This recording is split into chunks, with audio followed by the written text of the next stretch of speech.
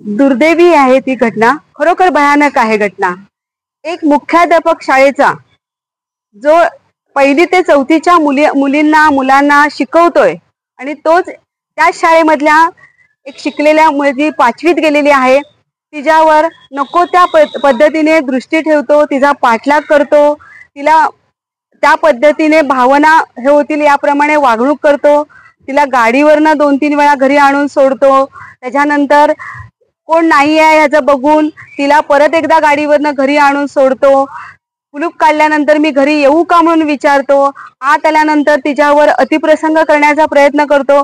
पण खरोखर ती पीडित मुलगी जी होती, 10-11 वर्षाचीच मुलगी आहे ती, पण ती एवढी हुशार होती की तिने त्याचा जो दृष्टिकोन होता तो त्याने हाणून पाडला। तिने ती घरातनं फरार झाली ती आणि ती मामाकडे गेली, पण हा माणूस तिथेही थांबला नाही।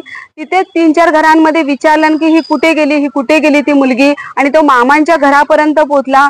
तिथे त्याला धमकी दिली, मग मामीनी आणि मामाने त्यांना घेतलं आणि पोलीस चौकीत घेतली। हे खरंच घृणास्पद नाहीये, म्हणजे त्याची वृत्ती जी खरोखर घाणेरडी आहे। बरं, तो मुख्याध्यापक आहे म्हणजे त्याचे विचार कसे पाहिजे होते, आणि अशीच जर विचारसरणी सगळ्या मुख्याध्यापकांची किंवा शिक्षकांची झाली तर शाळा बदनाम होत आहेत।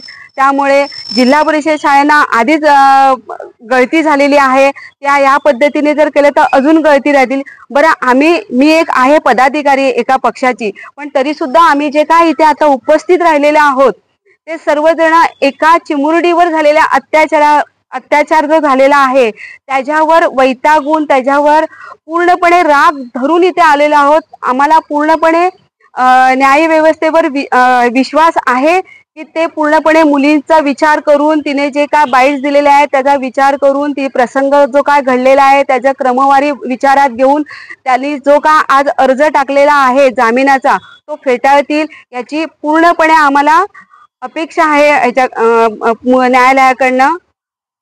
काय अशा या शिक्षकांमध्ये असलेल्या नराधमाला पूर्णपणे शिक्षा व्हावी अशी आमची अपेक्षा आहे। आणि काय जास्तीत जास्त शिक्षा व्हावी अशी आमची सगळ्यांची अपेक्षा आहे। आम्ही सगळे तिच्या पाठीशी राहणार आहोत आणि जास्तीत जास्त शिक्षा झालीच पाहिजे या उद्देशानेच आम्ही इथे आलो, आणि लवकरात लवकर न्याय मिळावा ही अपेक्षा आमची न्यायालयाकडनं आहे।